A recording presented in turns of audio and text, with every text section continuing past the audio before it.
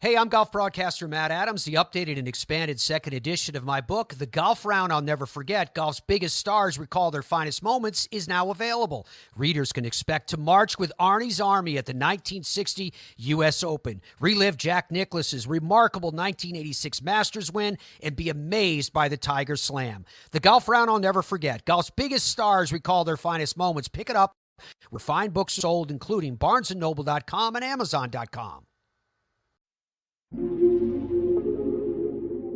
Thrive Suite Productions. It's January 15th, and on this day in 1990, Trent Tucker's game-winning shot changed the rules of basketball and what was allowed in the final second of a game. The scene was Madison Square Garden and a matchup between the Chicago Bulls and the hometown New York Knicks.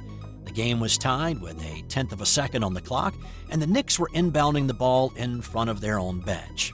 Now, this was the first season that the NBA game clock was using tenths of seconds.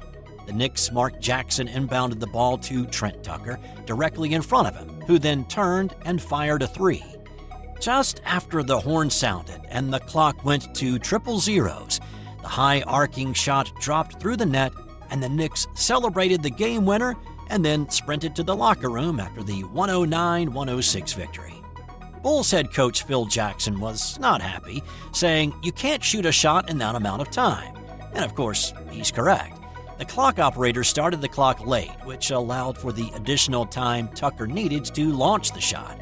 The Bulls protested the official's decision to allow the bucket, but while Commissioner David Stern agreed with Jackson and the Bulls that the shot should not have counted, he denied the protest, and the result stood as a Knicks three-point win.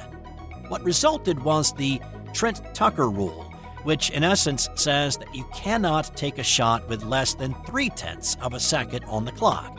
It has to be a tip-in or a dunk, and that's a direct result of what happened on this day in 1990.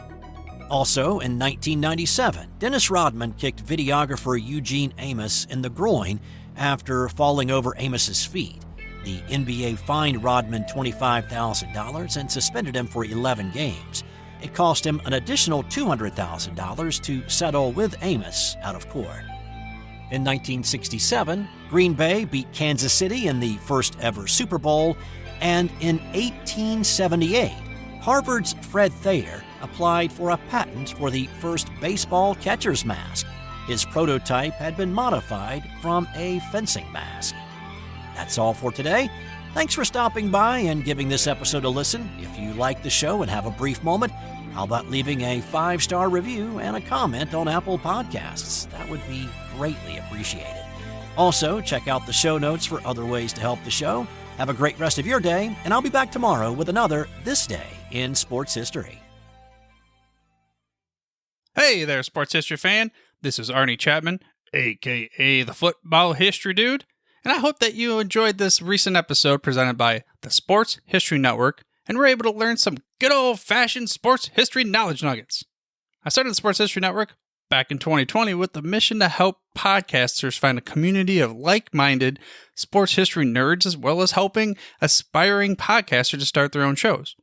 We have a little bit over 30 shows on the network right now covering all sorts of sports history, but as far as I'm concerned, we're just at the toothpick in the ocean moment, that can't even figure it out because there's so much more coming.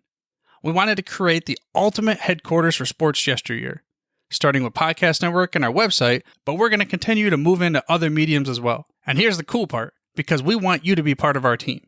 So if you're interested in starting your own podcast, or maybe being a guest on one of our shows, or who knows, maybe even writing an article for us over on the website.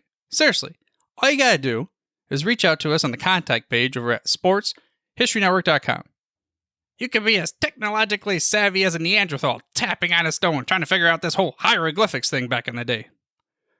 Again, it doesn't matter, because even if you don't understand the whole podcast space, we have a production team that can pretty much help you out with doing everything. All you gotta do, head over to sportshistorynetwork.com, head to the contact page, fill it out. That message goes right to me, and I'll reach out to you as soon as I can. But for now, dude, I'm through if you're through.